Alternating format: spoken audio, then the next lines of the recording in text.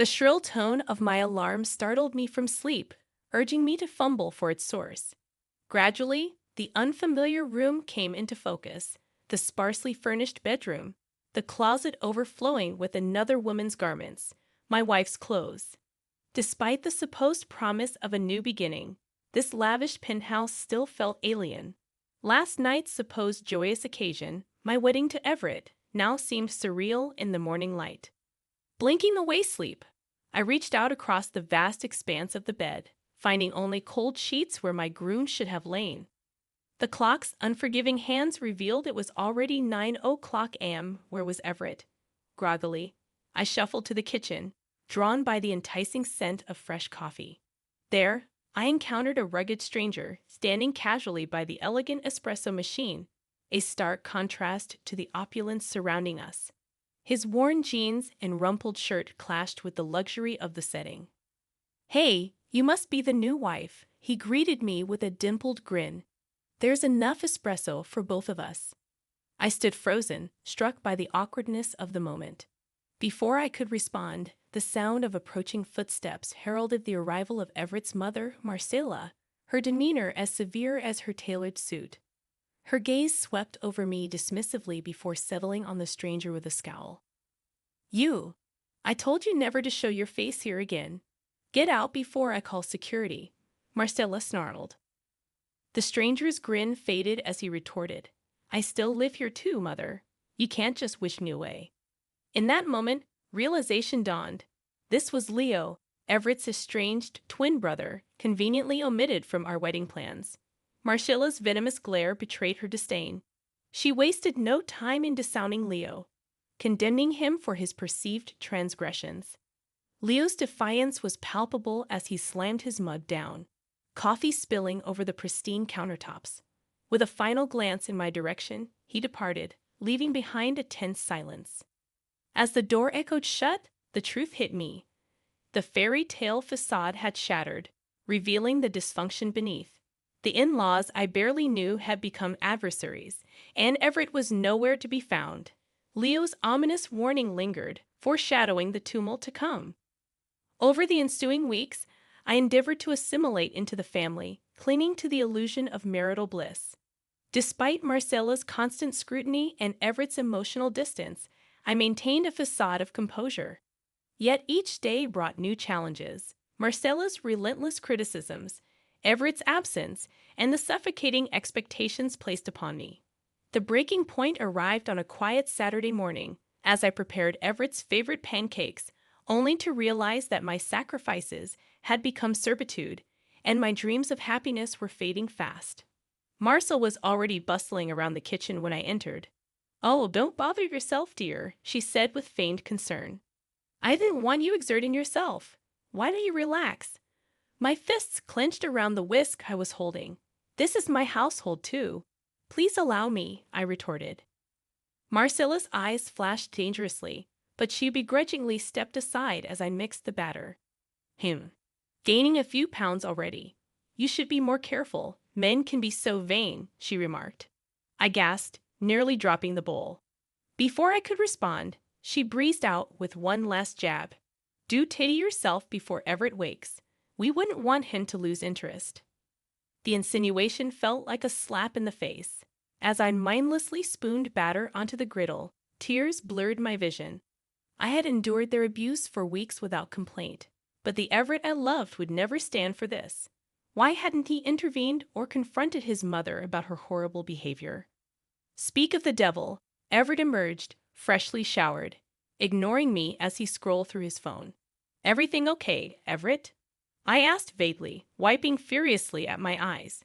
Voicing the thought consuming me, I continued, "Don't you even care that she talks to me that way?"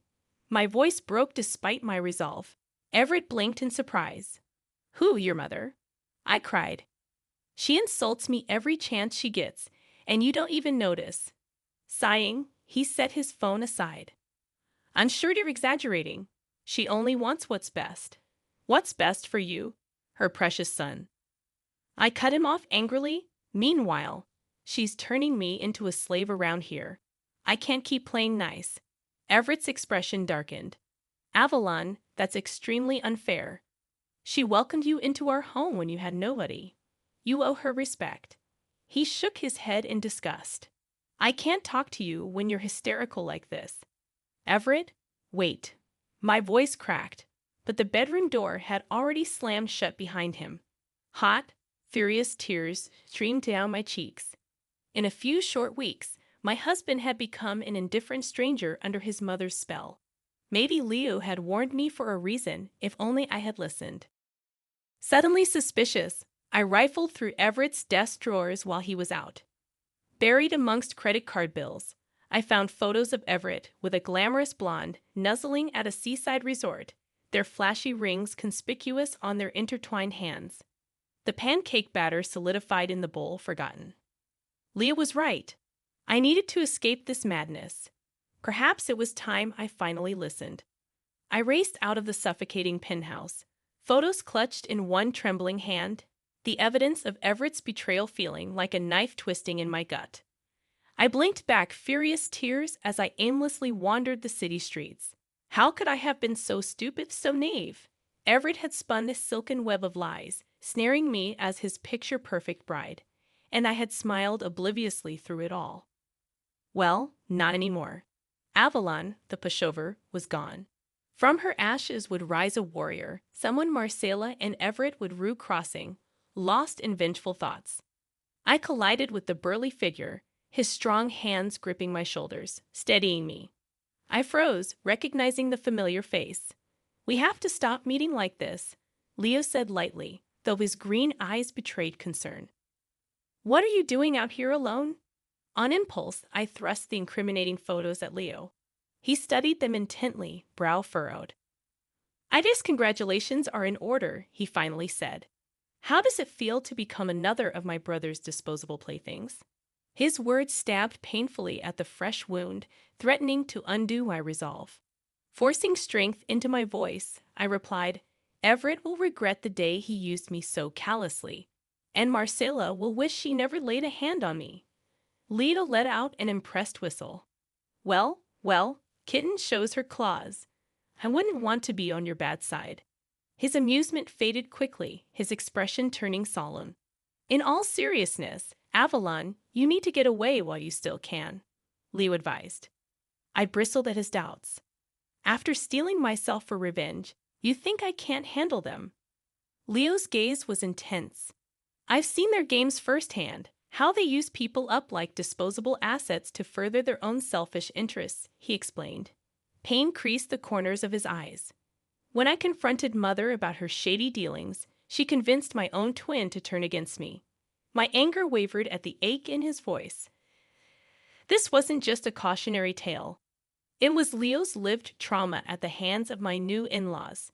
Noticing my sympathy, he added gently, "I know how intoxicating their web of lies can be, how easy it is to get drawn in and trapped. Don't waste any more time on them, Avalon. Just get out before you lose yourself, too." His compassion pierced through my brewing storm of fury and bitterness. But no, I had already lost too much. My reputation, my self-worth, my identity. I needed to take it back, no matter the cost.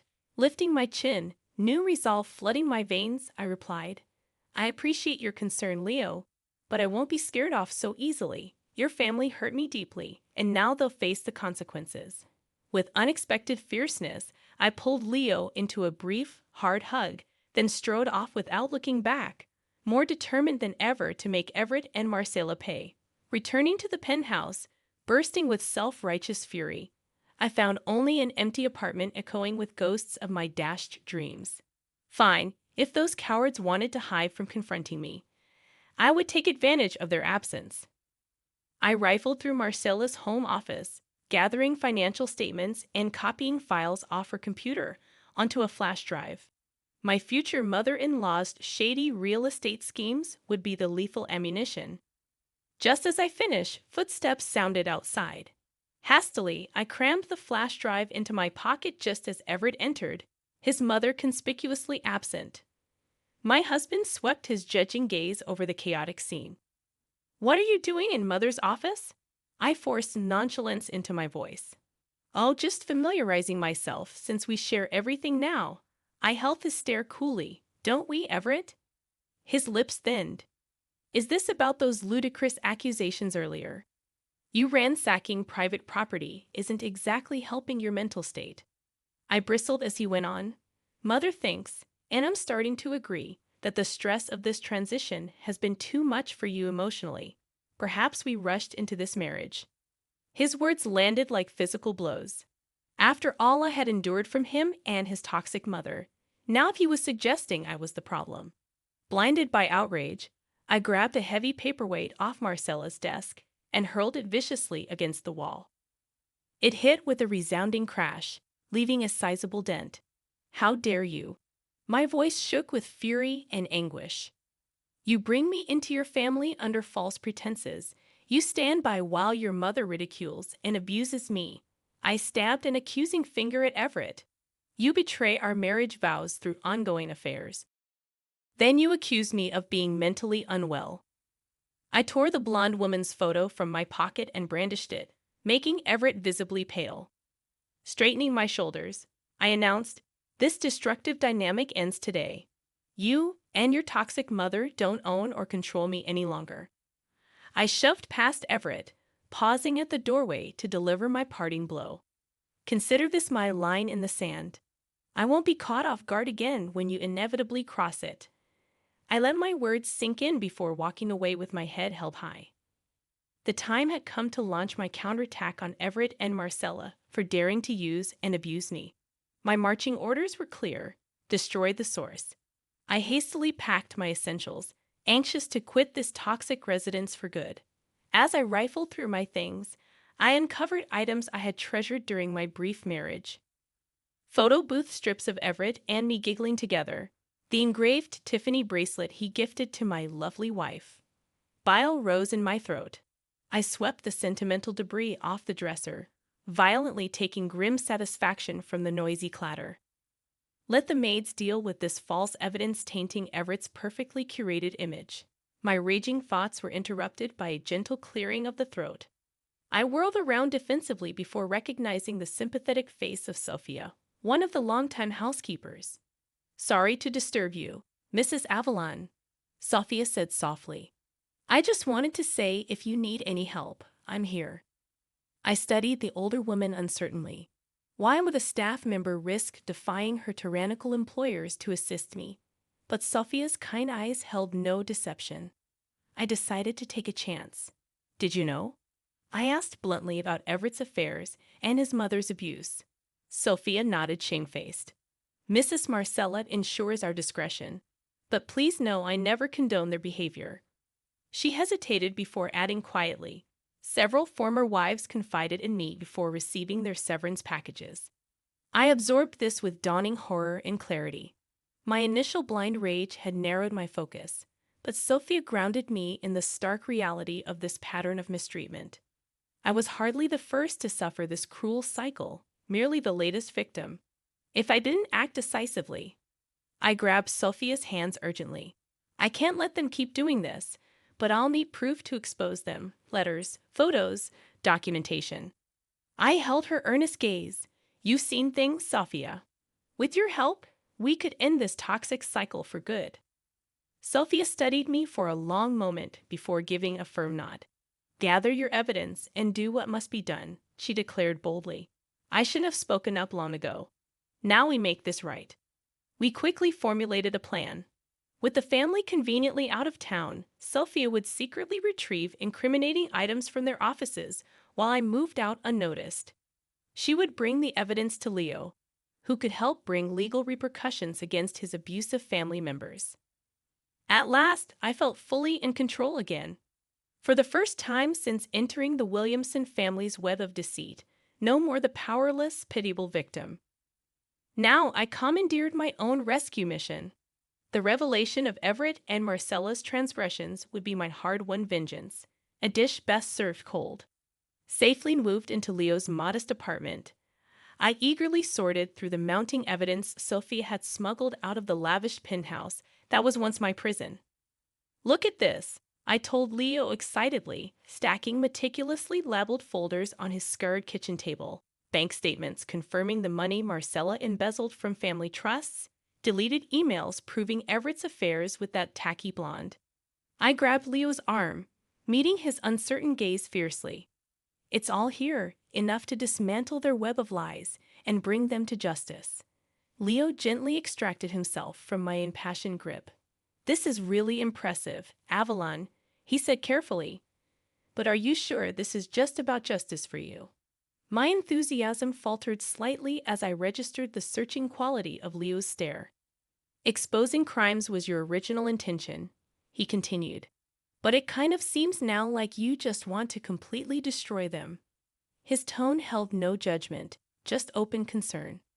I bristled, crossing my arms defensively. Trust me, after everything your family put me through, they deserve nothing less than complete annihilation. Leo held up his hands pleadingly. Hey, you definitely have the right to feel angry and vengeful. I have fantasized about revenge on Marcella and Everett enough times. A shadow crossed Leo's handsome features, stirring unpleasant memories. I just want you to search your own motives, Avalon, he said gently. If this is just about retaliating harm with more harm, that's not real justice, and it rarely resolves pain long term. I have fantasized about revenge on Marcella and Everett enough times. A shadow crossed Leo's handsome features, stirring unpleasant memories. I just want you to search your own motives, Avalon, he said gently. If this is just about retaliating harm with more harm, that's not real justice, and it rarely resolves pain long term. I bit my lip, considering his words. Was I letting bitterness consume me, blinding me from what I truly sought? Did I want the catharsis of watching Marcella and Everett suffer, or did I actually want to be finally free of them? I let that sink in with satisfaction. We had them cornered at last.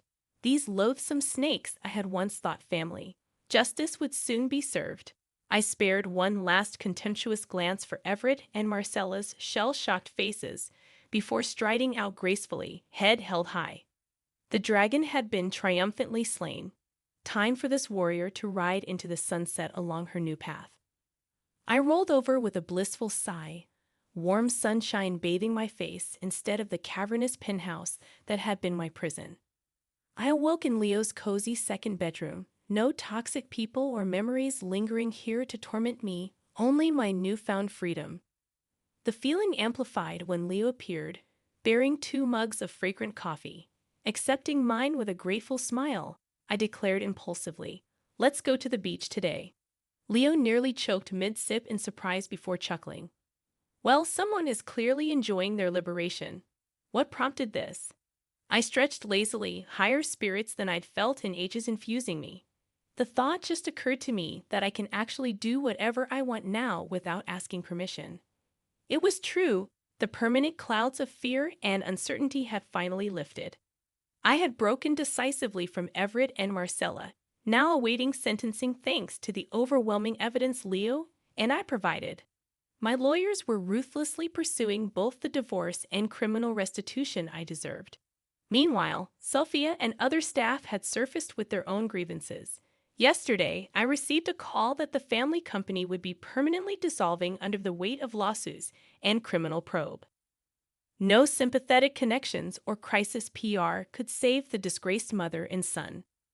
Now karma comes for us all eventually, Leo remarked when I shared the news, his expression turning solemn. Still, seeing Everett's life unravel this way is harder than I expected.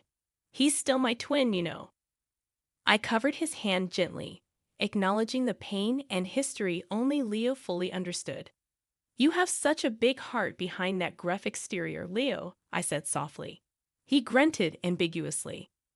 Yeah, well, guess we both turned out as the black sheep. Rising from ashes, a slow, genuine smile warmed his rugged features. At least neither of us is alone anymore. No, we're not alone, I agreed contentedly. Together we have faced pain and adversity, emerging indelibly bonded and renewed. I had arrived broken and bent, but now confidence and conviction ran through my veins. I had reclaimed myself, then helped Leo do the same for himself. There was power and beauty in our shared resilience. Later that sunny afternoon, we strolled down the beach, salty breeze kissing our smiling faces with the promise of brighter days ahead. My battle was over, justice served. The only path now was purposefully forward, side by side. Leo and I left 2 trails of footprints in the wet sand, evidence that we had been here and refused to be erased. Proof that even the next waves couldn't completely wipe our slate clean. We would carry both damage and redemption forever. But at least we weren't traveling alone anymore. And that made even scars look beautiful in their own way.